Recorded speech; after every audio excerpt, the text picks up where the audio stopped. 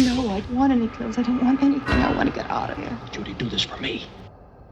Welcome to Screams and Streams, the podcast that looks at the best and worst horror movies as rated on Rotten Tomatoes from 1970 onwards. I'm your host, Mike Caron, and with me is my co-host, Chad Campbell.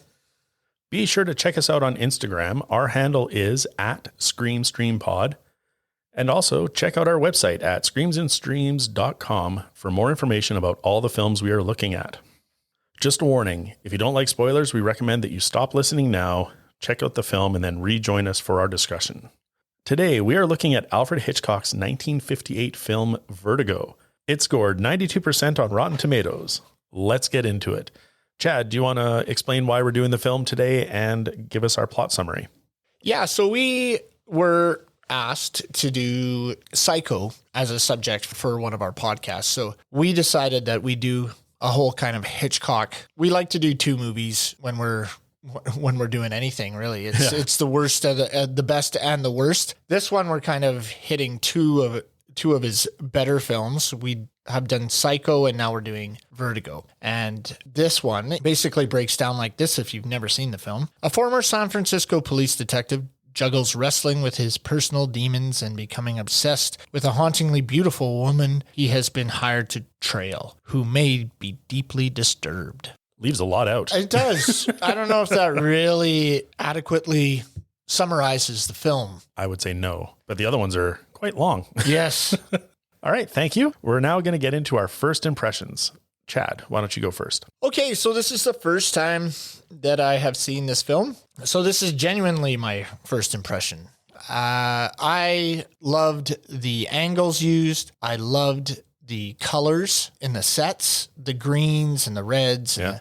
It really pops. I love Hitchcock's use of spirals throughout the film. And I thought it was overall pretty well done, but really I found it quite boring. I did not enjoy the film all that much. I was going to say, you're talking about everything but plot, story, and character. Yes. I didn't like the plot, story, and the character. I liked the lighting, everything but. So that's where I fall. I didn't like James Stewart, and that might be my own bias against him as an actor. I just don't think he's a great actor. What? Yeah, his voice just is a voice for books. Yeah. Is it, the money's not in yours, it's in his town. I didn't really enjoy it. I'm just going to say that. All right, I thought it was okay as far as films go. I did like certain parts of it. Again, I thought the colors were amazing that he chose to use. I really enjoyed that, but the acting fell short for me, and there were a lot of really melodramatic embraces, and oh god, it just was too much. So yeah, for me, so I didn't particularly enjoy the film. Sorry. No need to apologize. Get out. No. No, there's no need to apologize, because I've got to be honest, I think I liked this movie a lot more until this viewing. Oh, interesting. Yeah. I can't go back to my first impression. This is another one of those ones that I saw as a kid that was introduced by a friend's dad. But I do remember as a kid liking the twists and liking the intrigue and sort of the mental sort of illness aspect of it, or the obsession aspect of it. Right. Yeah. And so I really liked it. And then I've watched it several times since. I bought it on DVD when I was in Taiwan because I liked it that much. It was a cheap DVD at a gas station. I'm like, oh my God, Vertigo, I'll buy it. Made other people watch it who hadn't seen it. But and I don't know if it's because I watched Psycho and then this one immediately afterwards. And Psycho is such a strong, concise film. Yes. Whereas this one, yeah, if I were phrasing it nicely, has a lot of room to breathe. Yeah, it's long. It is long. It is long, and it is... The scenes are drawn out. Yeah. There's a lot of turmoil with Jimmy Stewart's character, with Scotty, as he's conflicted about this woman that he's fallen in love with and his duty as a detective, and then trying to manipulate a woman to becoming a woman that he's loved. It's just... It's too much. Yeah, it is. And I got to be honest, like I was watching watching the movie going like, when does this move forward? Because I don't remember the movie taking that long to get to the point of manipulating Judy into becoming Madeline. Because that was what really resonated with me from the first watching, was that sort of Jimmy Stewart sort of dominance over her. And resonance isn't the right word, but it really stuck with me. And so watching it this time, I don't know if it's a longer cut now with the restoration. I didn't find anything about that in the research. I know that the theatrical release originally was shorter. Okay. But I think from when I started watching it in the 80s, it's the same version. It just felt long. It felt tired. It felt slow. And yes, the film suffers because of that. So first impression, really loved it. It was one of my favorite Hitchcocks. And I think I even said that to you. Like, you did. Like, what's the other Hitchcock we should do? I was like, well, we got to do Vertigo. It's great. Yeah. You said you didn't want to do the birds.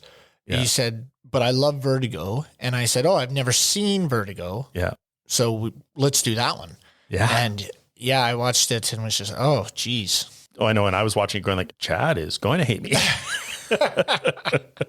But it's technically a great film. Yes. As I've stated, shots wise, angles wise, is the use of, I don't know how else to say, like the tapestry of colors. The palette. Anyways, there are elements in this film that are amazing and are very, very well done. And Hitchcock is a great director for finding these little moments. But I just think it falls short with the acting and there's just not enough. There's not enough meat in this film to keep me engaged the whole time. Right. Yeah. Yeah, I agree.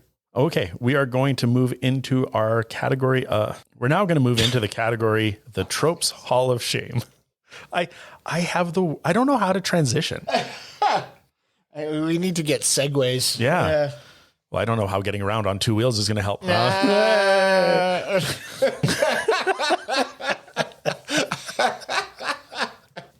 is the level of Mike's humor.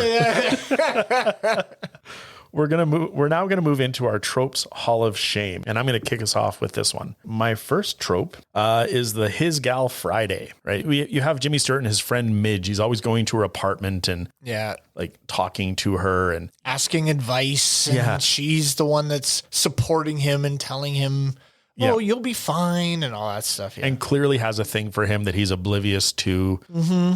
And like they do talk about like, weren't we engaged at one point? He's like, you proposed to me. You called it off, if you remember correctly. I'm sorry about the impersonation. It's off, but his voice is just so weird. Yeah, it's weird that he was an actor. Like, I don't know, to be or not to be.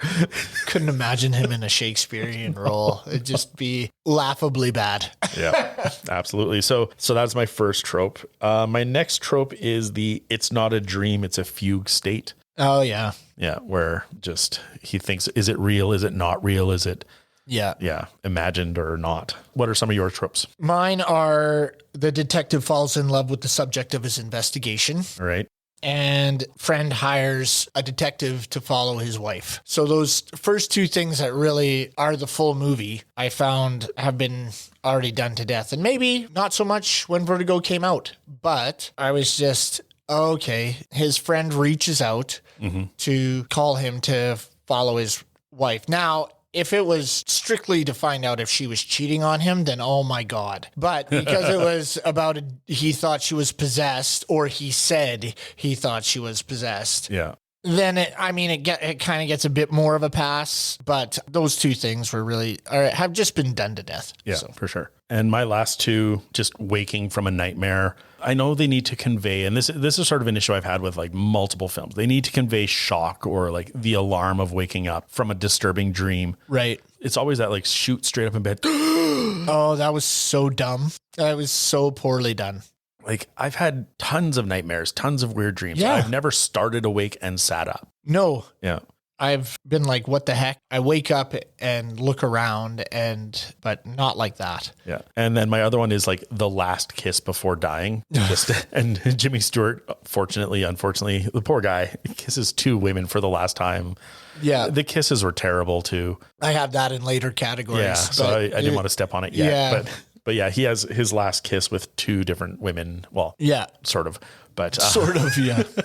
Okay, we're now going to move into our one-liners, and I will start off here. And the first one, I liked it just because it was kind of funny, and it, I had the his gal Friday in the relationship between him and Midge, and this line really kind of nails that coffin of, is there anything between them? Right. Where he's like talking about like, oh, I'm getting rid of the cane tomorrow and healing, and I'll be able to scratch myself like anyone else. Oh, yeah. Like, there's no romance or intrigue or mystery between these two. No, they've seen it all. They've seen each other at their worst. Yeah. Yeah. You had another one, right? I did. And this is where he goes into the hotel where he sees Madeline enter, and he's talking to the woman at the front desk. And she's like, oh, yeah, it's Carlotta. Sweet name.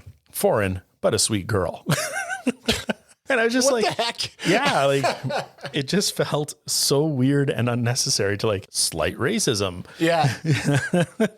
Mine was, I had a couple. It's at the end where he's driving Judy or Madeline, how he sees her, to the watchtower there. And he says, one final thing I have to do, then I'll be free of the past. So I liked that line. Yeah. And I actually liked how he delivered it. I thought it was well done. One of the other ones I had was when he's trying to manipulate her into becoming Madeline, and her obsession with being loved is so great that she finally says, well, can't you just love me for who I am? Right. And he's basically, no, you have to do all this stuff. And then she says, well, if I do all that, then will you love me? Mm-hmm. And he says, yes, of course I will. And then the thing that pissed me off so much is when she does all this, she gets the stupid gray suit. Yeah. She dyes her hair, and he comes in and he's like, no, it needs to be tight in the back. And I told them that. I told you that. Yeah, and the hairstyle's still not right. Yeah, and he's just so mad about it. And I was just, everything had to be just so. And the time that I really felt for Judy was when she was saying, this guy is basically killing everything I am to become this thing that he has put on a pedestal. Like, her desire to be loved is so great that she's willing to do all this. It just really spoke to her, to how she was feeling and her desperation. Yeah. So I just like that line. And it's so hard to watch. It really is. Like, you just feel so bad for her, where she does love Scotty when she's pretending to be Madeline. Yes. And then she's like, oh, he found me again. And she's like being coy and avoiding it. But then he's like, no, like, I did love this person. So it's like, I did love you. Yes. But then she can't come out and tell him anything. And so, yeah, it's that balance of, I'm with the guy I love, but he doesn't love to be somebody else. I have to be somebody else. Yes. She does such a good job with that, and that turmoil and that torment. Yeah. My line sort of is along that same line. And it's when he's getting her to do the transformation. And it does just sort of show his just dismissiveness to who Judy is as a human being. And he's wanting her to dye her hair. And he's like, Judy, please, it can't matter to you. Yeah. Right. Like, I'm sorry, but no one doesn't care about, like, I'll just dye my hair. I don't care. Not it's a if very you're personal choice. Not if you're being ordered to do it. Yeah. Right. I mean, lots of people dye their hair multiple colors, but it's their choice. This guy comes in and he says, you need to do this, and it shouldn't matter to you. Yeah. But it's her body. It's her hair. Yeah. And he's demanding that it happens. Otherwise, I can't love you. Yeah. I can't be with you. And so she does it. Yeah. Fucking Scotty, man. And yet somehow we're supposed to empathize with him. Yeah. I thought he was a wuss when he jumped and couldn't make it across. Oh, yeah. And then his partner fell off and died. And then he's got vertigo and, oh no, now I'm sad for so long and I can't, and I'm afraid of heights. Great. You can be afraid of heights. So I didn't particularly like that. Yeah. Right away, I'm like, oh, this guy, I don't know. Then when he's talking to Midge and he's walking around with his cane and using it for everything else but walking. Right. He's pointing out stuff. He's using it to stretch. Just get rid of the cane. Yeah. And so I didn't like that. I didn't like how he treated Midge. And then I didn't like how he treated Madeline. Mm-hmm. And I didn't like how he treated Judy. Who was in fact Madeline. I just didn't. He was such a hard guy to try to feel for. Yeah. And I just couldn't get behind him in this film. No, neither could I.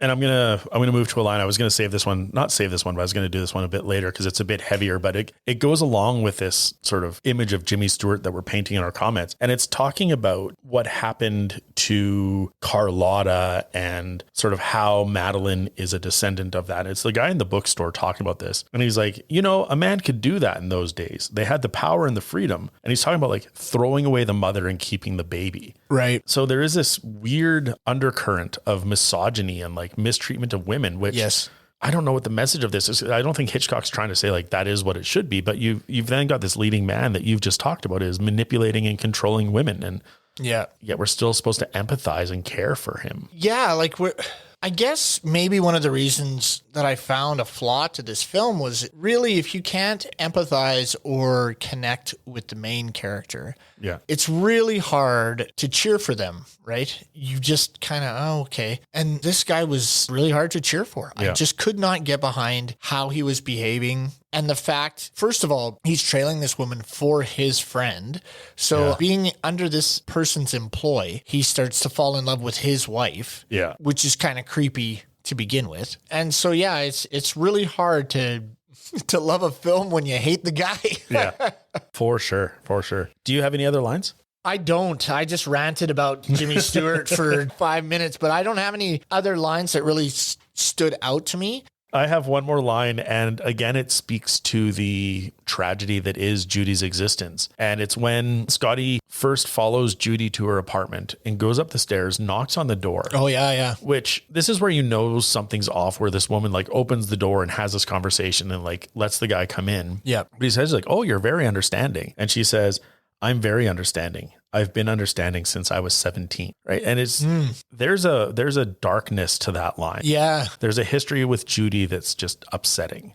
Yeah. And so I quite like that line. Because again, we're getting this characterization of a flawed person in just these little lines in vignettes. Yeah. My sympathies lie more with her than with Jimmy Stewart in this film. Definitely. Yeah. And one of the things that I loved about that scene is when it starts, she has the power in that scene. Yeah. She is the gatekeeper, right? She keeps him at bay. She's like, "No, you better go." But he just keeps going. Right? Yeah. And then eventually manipulates her into letting him in. And then that was one of my big questions I even wrote down. Why the hell is she letting him in? She said, "No, go away, go away, go away."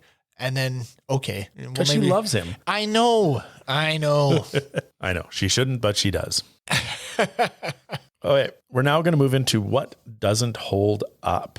Chad, what doesn't, other than the film apparently, or Jimmy Stewart, what doesn't hold up for you? Well, I don't know if I can go. Like Jimmy Stewart's acting just doesn't hold up for me. That's one of the things. But the biggest, right out of the gate, I mentioned this before, he's jumping across a building. He's hanging on the gutter of this rooftop on this building, which doesn't make sense as far as buildings are made. Right. These guys are jumping across apartment buildings, and there's this shingled shack that they have to jump on that has a gutter that he can hang on. And anyways, Jimmy Stewart's hanging there, and he's supposed to be getting saved by his partner. The partner comes down, "Oh, give me your hand," and slips and falls to his death. Now, just the effects of his fall were not great. Right. By today's standards, right? By the time it came out, I'm sure it was an amazing shot. But at this time, it looked kind of bad. Yeah. And then his reaction to the cop dying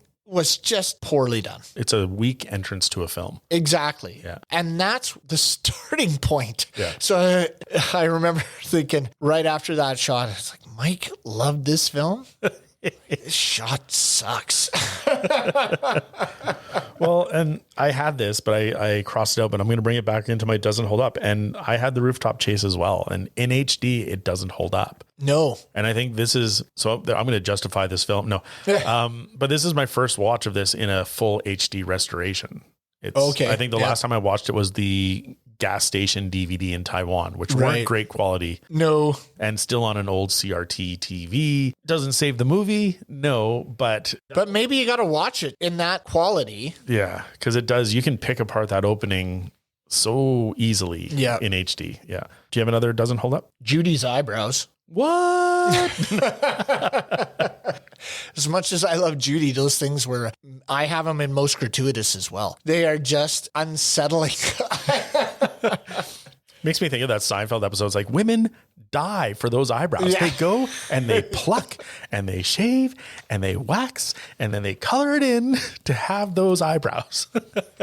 Those things are obviously painted in, and they're thick and they're high. And I don't know why I focused on those. But at one point I even put Uncle Leo? I wrote a note that says Judy's eyebrows are fucked up.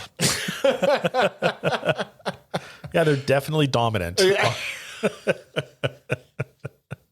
You know what? You said you weren't going to go on this again, but Jimmy Stewart's voice doesn't hold up. Yes. I did want to bring it up just because at the beginning of the film, his voice, it is very much that wonderful life. The typical Jimmy Stewart. But towards the end of the film, either you don't note, or at least I didn't notice it as much, or he plays it down a bit more. It's either you get used to it, or maybe he is playing it down a bit more, but he's also not talking as much. Right. Yeah. I mean, we're going to solve this. And he's got more of a determined tone to his voice. He's not, we're having a party and we're talking about stuff. We're going to go here. So maybe that was an affectation of his, like where it's like, I'm playing sort of a naive, happy-go-lucky guy. So now I've got to do this weird. I think everyone's sick of us doing the impersonation, but you know that. Yeah, Jimmy Stewart, maybe I shouldn't do it anymore. I'm sorry. I'll stop. It's so tempting to, though. It is though. It's so crazy. It's such a weird voice. Yeah. To be in a film. It's like the one impersonation everyone can do. Yeah. That and John Wayne, which oh my. I think there's actually Ryan Stiles on Whose Line It Is It Anyway does like Jimmy Stewart doing John Wayne. Oh my Lord. I need to check that out. Do you have any other doesn't hold ups? Well, we mentioned this before in Hitchcock's films, the driving. Yeah. This one's even more noticeable. It's very noticeable that it is a film in the background of a car. Yeah. Right. And those kind of things just take you right out of the movie. And then this is doing the research. It's where I learned the term driving the desk. Oh, where you're on the wrong side of the road because you're just sitting at the desk and you have no idea where it is behind you. I like that. Yeah, that's a good one. Okay, we're now going to move into the most gratuitous scene. Good segue from the last point, but the most gratuitous scene for me is Jimmy Stewart's driving. Right. The amount of driving in this movie, and it's not only just Jimmy Stewart driving, but it's Jimmy Stewart driving and looking confused, right? When he's tailing Madeline and he's always looking left, looking right. Yeah. Where did she go? Which green car is it? And he follows so close for a trained detective. I made a note about that as well. She would know if she looked in the rearview mirror 3 times. There's that part where she pulls into the alleyway and he is basically on top of her. Yeah. Well, there's that one. And then there's when she goes down to the bottom of the Golden Gate Bridge. Yes. And he's like, it's clearly a private road. Yeah. And he's right behind her. Yeah. And she's the only car in the parking lot. And he also parks right next to her. Yeah, pretty much. And she's just like, doo-dee-doo. Yeah. Yeah. What was your gratuitous moment? Judy's eyebrows. Judy's eyebrows? That and the ghost revelation of Madeline, where she comes out and Judy is fully transformed into Madeline. And Scotty looks over and there's that ethereal transparent green glow. Look of Madeline as she walks towards him. And he finally has achieved what he wanted. And then they embrace, of course. But it was that. I was like, okay. I don't think they needed that transparent view, that ghost-like look upon it, because she is that person. She looks exactly like the person he fell in love with. So I don't know if they needed that. I think they could have done the reveal of her coming out of the bathroom after she fixed her hair and him being, that is what I wanted. And it's funny because like I never read that as a ghost. I was just like, I was trying to figure out what he was doing with like the green hue. Is like, is there because there's so much to the color palette. Yeah. So I was just like, why is it green? Why is there a green tint? What is going on there? Why isn't it clear? Yeah. Like I was so thrown off by it. Yeah. It was very green. Yeah. That comes in a little later. I have some research about that, but yeah, it was very, very green. But that, I remember actually my daughter came down at that one point and made that comment. Why is it so green? And I said, it's like Seinfeld, the Kenny Rogers chicken episode, that red. Kenny Rogers Roasters, yeah. It was so glaringly green. Yeah. But I think he sees her ghost in that scene. Yeah, because she is dead to him until that moment. Right. And then as she walks forward, she becomes real, and then he embraces her. But I just didn't think it was needed. Right. I'm going to throw in another gratuitous, just when you mentioned the embrace of Madeline or Judy as Madeline. And it is like, it was, it's the definition of gratuitous and the way we intended it for this podcast, upsetting and over the top. And you mentioned it in your first impressions, Jimmy Stewart's kissing. Oh, And like the way he grabs them, and like, I know he's 25 years older than Kim Novak. So that's which upsetting. is weird already. Yeah, but he kisses like a grandfather. He moves like an old man. He does. He's stiff. Well, he open mouth just presses. He doesn't even really kiss. He just kind of like Mashes. rolls his lips around hers, and it's just very off-putting. Like just mash. Can I get my teeth as close to yours I know it. through skin? And then they like put their cheeks together and have this like longing and look in their, oh God, it's just so bad. Yeah. So yeah, that to me was the most gratuitous and upsetting. Grandfather kissing. All right. And on Jimmy Stewart's kissing, we're going to go into our terrifying or titillating. Which is his kissing. For me, I didn't know whether to call it terrifying or titillating, but I just I felt the scene was handled not incorrectly, but weird, where she's jumped into the bay. He's pulled her out. The next thing, she wakes up naked in his bed. Yeah. Nonplussed. Yeah. Like, It's like, oh, what's happening? every time in these movies, there's a who undressed me? How did I get here? Where are my clothes? And he just comes in to answer, like, and he's looking at her, and she's just like there was no shock or scare or like, why am I naked? Yeah. And in my mind, I'm like, well, maybe Midge helped him, right? Like, Maybe. Yeah. but there's no mention of that, right? It is weird that this guy brings a woman home, takes off all her clothes, and in the research, it like shots of her underwear in the kitchen had to be removed, right? Because then that implied that she's fully naked. Right. So yeah, I don't know whether it's terrifying or titillating, because it was neither, but it was a weirdly sexual moment in the film that I don't understand how she was okay with it. Yeah. And that's fair. And I did make a comment about that in my notes, but yeah. I found nothing titillating about this film. No? I found terrifying, not really. I wouldn't even classify this as a horror. Like, I would think it's a suspense. We chose Vertigo because I had never seen it, and Mike loved it, but wasn't necessarily a horror film, which we have done that before with the Giallo and the Argento films, right? Right. Which we both had kind of agreed that they kind of look more like a suspense or a murder mystery, and this is what this kind of plays out. It's not a horror film per se. So I wouldn't say I found anything terrifying. And as far as titillating, I was put off by most of the movie. Mm-hmm. So nothing really got me to the point where I was like, oh, that's kind of a sexy scene or anything like that. It was just kind of weird. Yeah. Anything Scotty does to manipulate Judy just makes me angry that she's, for one, listening to him, and he's, for one, just not moving on. So didn't do it for me. Hopefully in our next category, we'll find something that did do it for you and stood the test of time. So Chad, what stood the test of time for you with Vertigo? Well, I mentioned this before, and it's the colors. When he first meets Madeline, that all red restaurant with that vibrant green scarf that she wears just was it just made the whole scene pop. Mm-hmm. So that I thought was very well done. When you see Judy, she's in her own kind of style, and he actually manipulates her to make her drab in the gray. Right. And everything, but she's got her own style, and the colors they use for that are very interesting as well. She's got all these different colors of dresses and stuff that she uses, but he wants her just in that gray suit. Yeah. Or the black. It's the gray suit or the black dress. Yeah. Right. But it's still monotone. Yes. Yeah. So he's trying to, kill that vibrancy in her character, right? She also wears very loud makeup. Yeah. Which I say in a negative thing, but it's very bright red. Mm-hmm. And then when he transforms her, that goes away too. Yeah. Right? So he's taking all life out of this woman. All that life and all that vibrancy and color, he just saps from her. Yeah.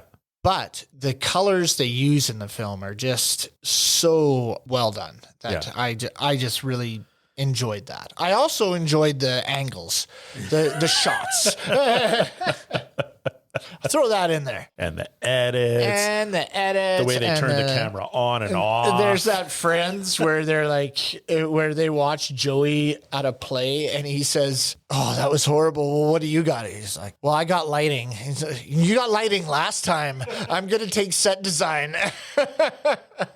But that's what this film was for me. I just didn't, I saw a lot in the ambiance and in the setting that I loved more than in the actual story. Right. So that stood the test of time for me.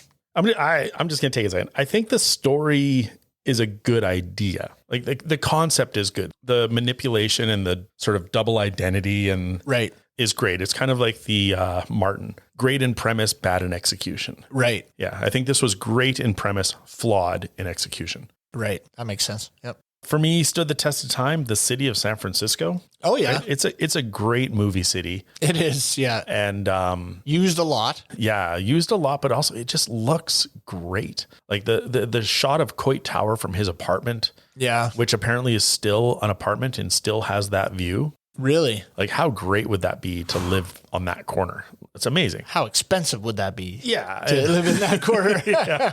But like as much as they drive around, it's like, okay, we get it. You're tailing. It still really does. It's like Woody Allen with New York. It just makes the city look great. Yeah. Yeah. Yeah. No, I agree. For me, I did have the banter between Midge and Johnny or Scotty. Right. Yeah. As tropey as it was, as sort of pantomime as his behavior was in those scenes, I thought Midge was great. I thought she played off Stewart very well. Yes. So she's my test of time. Maybe it's not her and Stewart. I think her. Yeah. Midge is great in those scenes. She does do a very good job. Yeah. Playing with him. And it's kind of, their back and forth is kind of fun. It's a light part in a otherwise heavy movie. Mm-hmm. And there was a fraction of a time where, as much as I've seen this movie, I kind of forgot who it was that he was manipulating to look like Madeline. Okay. And for a time, I was like, wait, is it Midge? Does he convince Midge to start to look like Madeline? Just because of the blonde hair, it would have been easier. Midge already, kind of looks like Madeline. Yeah. He's got a type, right? Yeah. But Midge just doesn't quite fit that type. Yeah. So he moves on. Yeah. So it wasn't her. But for a second, I'm like, is this an ugly duckling situation where she'll take off her glasses, pull her hair up, and he's like, oh my God, you were beautiful all this time. Oh, sorry. I said I wasn't going to do it. All right. We're now going to move into our eerie to ear splitting. And I got to say, I didn't write anything down for this as I was watching the film because nothing was overly well done, but also nothing was distractingly bad. Right. I found the music adequate. Yeah. So I think the soundtrack does what it needs to do. It does establish mood and atmosphere. Yeah. I think the only time where it kind of overplays its hand is when they're going into the grove of the large cedar trees, and it almost sounds like cathedral music. Oh yes, yeah. Yeah, and it's lit with a soft light where it's almost becomes a church type experience, but then for no reason. Mm-hmm. Yeah, so that's all I've got. Yeah, well, I kind of found the music a little overplayed sometimes. I thought there were times where they could have backed it off just a touch. Yeah. But overall, I would agree, just adequate. There wasn't anything where I was, not like Psycho, where you're, oh, wow, or Jaws, where that is the scene, or anything like that. It was just, there's some music. It's there. Yeah. And because this isn't necessarily a horror film, obviously they're not trying to make it eerie, but they are trying to build suspense in certain parts. But yeah, I would have to agree. I'd just say it was adequate. Yeah. Okay, we're now going to go into our what the fuck moment. Chad, what was your what the fuck moment? My what the fuck moment was, or is, when you finally realize that he's just changing Judy. Okay. To be back to Madeline. And that she's buying in. Right. When I did the one-liners, there's that part where she says, if I do all that, then will you love me? And he's like, yeah, I'll do it. Yeah. That was really where I was, what? Are you kidding me? And she even asked him, why can't you love me just the way I am? Right. And I can't even remember what he says at that point. I can't remember either. But she's willing to do this. So that was my big thing, is she was hired by this friend to play this character and then falls in love with this guy, but is willing to go back to being this dead woman's character Right. for him. I don't know. I was, what? Yeah. So two men in her life have made her be someone else. Yes. For their own gain. For their own gain. Yeah. So I just didn't. Yeah. That was my big, what the fuck moment. Yeah. And I don't know if Hitchcock was hoping that we would make this association. So when Midge is talking to Scotty about his vertigo and his fear of heights, yeah. and she's talking about like, you know, sometimes when somebody has a severe trauma, they have to sort of re-experience or revisit. And it fixes it. So if he can expose himself to heights in a safe way, maybe he can get over it. Well, maybe he just needs to see Madeline one more time and he'll get over this tragedy of having seen her suicide. Right. But that's not what he does, right? He doesn't just go like, oh, I need Madeline back for closure. It's like, I need Madeline back to possess her. Right. Yeah. So there's still that flaw with that situation. Yeah. Yeah. My what the fuck moment, I had a couple, but it's how did Madeline get out of the hotel? He sees her go upstairs, open the window. He walks in immediately after that, sees the woman behind the front desk, and she's like, well, no, she isn't there. Oh, yeah. Her room key's right here. It's like, well, then who the hell was in the window? Yes. Right. Like, and they never explain it. Or he's like, I saw her up there, and they never explain how she would have either gotten out that quickly or because, then they go up to the room and there's no one in the room. So did she hide? Was it all staged? Yeah, I don't know. Like, so it just leads into this weird complication. Like maybe the woman in the hotel was in on it as well. But that means that Gavin Elser had to have like said like, if this guy ever shows up and says, who's this woman? You need to like, yeah. So that's my what the fuck moment because it just doesn't make sense. And I've never noticed that flaw with the film until this time. No. We're now going to look into our back it up moments. And I'm going to kick us off. My first back it up moment, it's the high angle shot of the tower after Madeline jumps. Okay. Or after we think that Madeline jumps, where we're up on this helicopter shot and they're climbing up a ladder onto the roof to get to the body. And Jimmy Stewart walks out the door at the bottom right. Yep. And I just thought it was an interesting composition, a great shot. Mm-hmm. You talk about how you love the angles and there was so much action conveyed and height. And he was so small in that scene. So that's my first back it up moment. My back it up moment is when he originally is chasing Madeline up the stairs to stop her from jumping, and he looks down the staircase. Okay, yeah. And he sees that spiral staircase all the way down. The trombone shot. Yes. Yeah. I love that shot. So good. It was so good. And they do it twice, right? Like they do it once. You're like, oh, that was cool. And then they do it again. It's like, oh, I'm so glad I got to see that again. My next back it up is the clothes shopping scene. Oh, yeah. Where they're trying to find the gray suit. They're trying to find the gray suit. Yeah. And she's like, no, Scotty, I'm happy with what we have. I don't need anything else. Because she knows exactly what he's doing. Well, she has it in the closet. Well, and she has it in the closet. Yeah. She's like, I don't need this suit. But I don't think that's why she's saying we don't need to do this. No, Yeah. I know. Yeah. But I already have one. Yeah, she's got it in the closet, but he's just so insistent. Like, nope, that's not it. It was from a while ago. Mm-hmm. And Madeline, you can just see it in her face, or Judy, you see it in her face. Like she's so uncomfortable. Yep. So unhappy with what he's doing and why he's doing it. Yep. And when the saleswoman was like, oh, I know the one you're talking about. We might still have one in the back. Like, again, she conveys so much with her eyes in that moment. And it's like, but is it going to fit? It's the lady size, but it may have to make a few adjustments. How long will the adjustments take? Yeah, we need this today. It's it was just such an uncomfortable scene to watch. Even though Judy is complicit in murder. Yes. Or in the disposal of a corpse, we still empathize with her at that moment because it's like Jimmy Stewart is just so unreasonable at that time. Yeah. Yeah. So that's my next back it up. Did you have another one? No. My last one then is at the top of the tower. This is at the end of the film. Yeah. Where Jimmy Stewart is finally confronting Madeline, Judy about everything that had happened. And he's like, you put on the necklace. That was your mistake. Right. Right. Because that's how he knew that, like, why would she have Carlotta's jewelry and all that kind of stuff? Yes. I actually really liked it. And I put, because Jimmy Stewart is unrecognizable. And that's why when I brought up his voice in the doesn't hold up, I said, does he downplay it later? If you watch that scene, he doesn't have the Jimmy Stewart affectation. He doesn't have that weird, charming guy voice. There's a violence to him there. Yeah, there is. That was your mistake. Yeah. When he gets on her about it. Yeah. And it was, I thought it was really good. And then unfortunately the effect is ruined by this nun, like, I guess I'll stand up slowly now. Yeah. Coming out of the shadows, leading Judy to back up and off the ledge. Yes. One of my problems with that final scene was pulling someone upstairs is next to impossible. Right. And she is, kind of willingly going, but he hauls her all the way up to the top where the bell is. And just, if they don't want to go, they don't want to go. There's just no way. Well, that's why I wrote down that line, like, go up the stairs, Judy. Yeah. I didn't mention it in the best lines because it wasn't a great line, but yeah, he is just dominating her up those stairs. Yeah.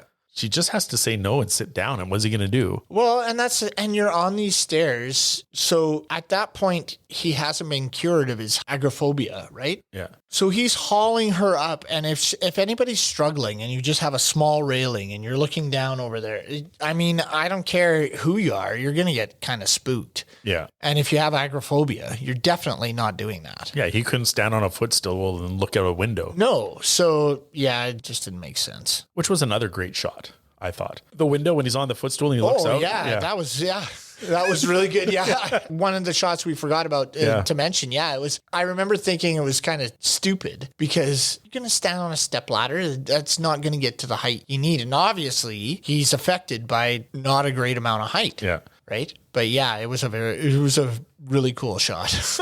Because it brought back even in me that feeling of like standing over a ledge and looking. It was just like, whoa, it was weird. So there was a dizzying effect there. Mm-hmm. All right. We're now going to look at our hiding in the shadows. Anything that really wasn't covered by our categories. Do you have anything hidden in the shadows? Well, yeah, I wasn't sure where to put this one. And you had made mention to it before. The 25-year gap between James Stewart and Kim Novak just really didn't do well. Like it didn't pass for me. No, and there's other movies where you have an age gap that's not as noticeable or not as detrimental. And it looked like they had put quite a lot of makeup on Jimmy Stewart for this whole scene. Like he looked tanned in it. And I was, there's a lot of foundation going on there. So there was that. And then I wasn't sure where to put this one, if it was in bonus features or whatever, but Hitchcock hated filming on location and preferred to film everything on set. So he like rebuilt the restaurants and he rebuilt everything. He just wanted to be on set. Yeah. So I thought that was really weird. He just hated, if we could do it on set, we're doing it on set. We're not going to location. Yeah. No matter how expensive it is. Yeah. Yeah. I know. I just thought that was such a funny little quirk for a director to have, right? And especially if you're trying to save money on things, which there's no reference to whether or not he was trying to save money on this. That was more of a Psycho thing. Yeah. But yeah, to have it all, we're going to rebuild this whole restaurant. Well, I don't know how you justify it to the producers. Yeah, I know. We have the exact same thing there already. Yes. But I want the exact same thing here again. Yes. Well, and I had that in my notes as well for my research. And not only did he rebuild the restaurant to like exacting detail, he had employees from the restaurant come in and act as waiters for the scene. That's right.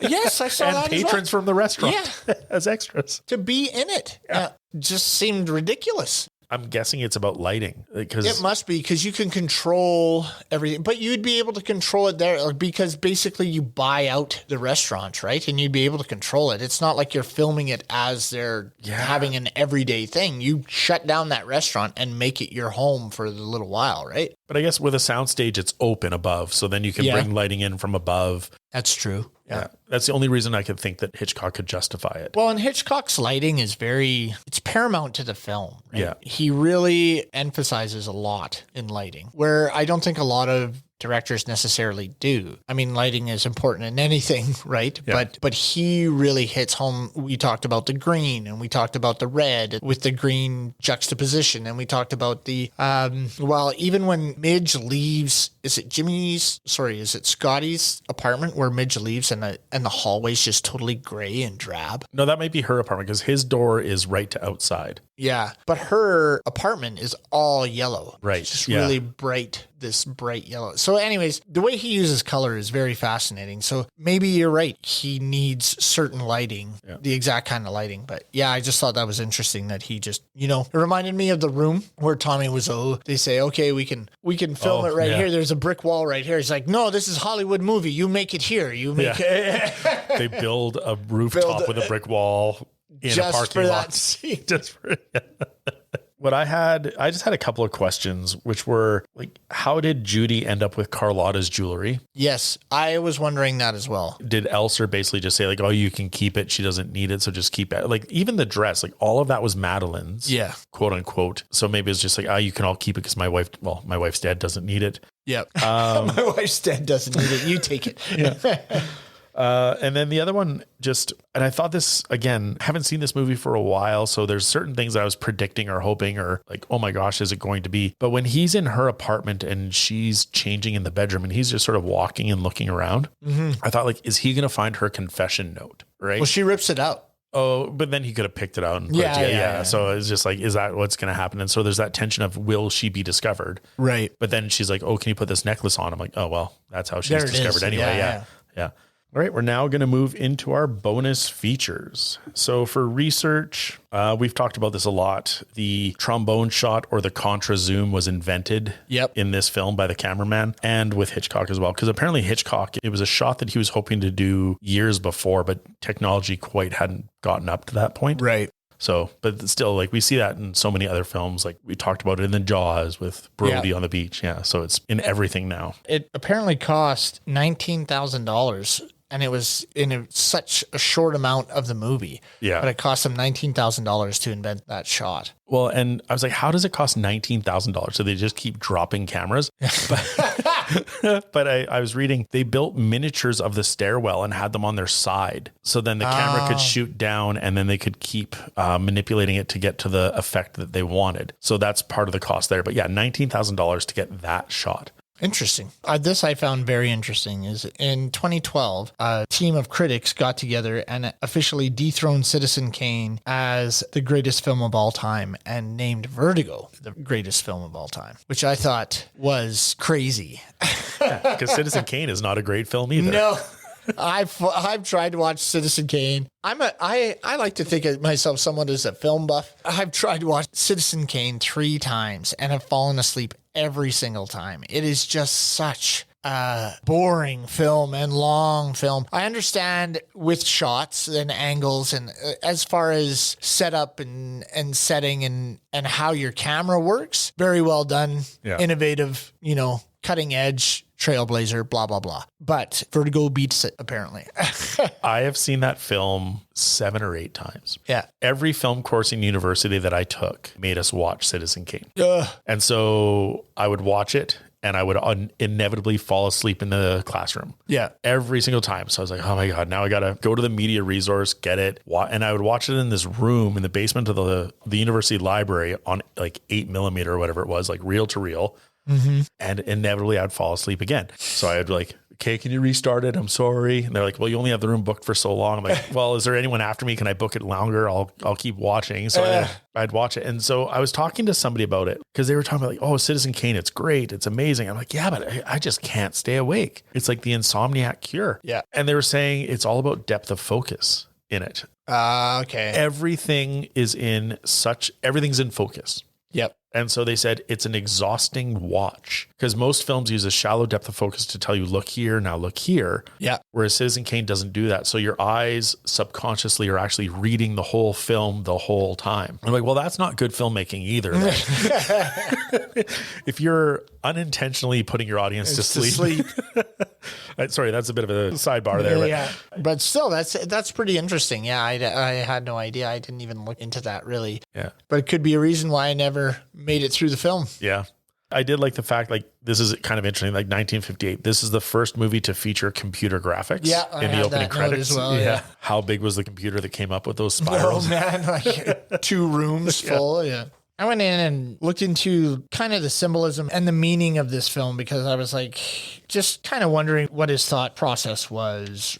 And so a theory that came out is Madeline is Scotty's anima. Each man has an anima, a feminine, unconscious, or inner self made up of a feminine quality, made up of his normal behavior. Carl Jung had theorized this. Yeah. So this is why he's so drawn to her, is like he's the female counterpart of of himself. So I thought that was kind of an interesting take as to why he just fell so head over heels for her and felt like he had to manipulate another woman who he didn't know was the same woman at the time, right? Manipulate another woman into becoming that woman. He just had this obsession about it, right? Right. Which ultimately this movie is about obsession. Yeah. I just thought that was kind of interesting. I don't know. It's just a theory, but I thought it was kind of interesting. Do you have more on the symbolism? You said you had some stuff about the color theory and the. I had some green. So the green symbolizes ghostliness. The bedroom glows green when he comes in. Yeah. Right. And it's very quite green. And a desire to love a dead thing and a desire to make Judy Madeline was really the green equals ghostliness is what I had for that. Yeah. I also had the spirals never ending throughout. So there are lots of scenes where you see spirals. There's the stairwell. There's the hair. Right. There's also, when they go into the park, there's the tree that has all the spirals. Oh, the tree rings. Yes. Yeah, okay. Yeah. So the spirals there. And it's just everything coming full circle. So his obsession with Madeline starts, she dies, and then he recreates that obsession, and then she dies again. And it just, everything about coming full circle. Right. Okay. Right? And he uses spirals so well in the film. Right. That sometimes you don't really pick up on it because it seems like almost a throwaway moment, but it's actually very well done. Yeah. When he focuses, especially when he's making her change her hair. No, it was supposed to be up in the back and spiral, and then they make it that way. Right? Yeah. I also had Hitchcock makes you feel awkward about Scotty in the second half as he tries to control Judy. I just had a couple things, just some more stuff on Judy. So Hitchcock wanted to cut the scene where Judy writes the confession note. Oh, yeah. Okay. Which I think would have been interesting because it brings the audience in on exactly what happened and what's going on. And then it makes the shopping scene that much more awkward and intense. But at the same time, I think it would have been interesting to watch this film blind, thinking like, wow, there is someone that looks exactly like her. Why? And then to get the reveal at the very end might have been kind of cool.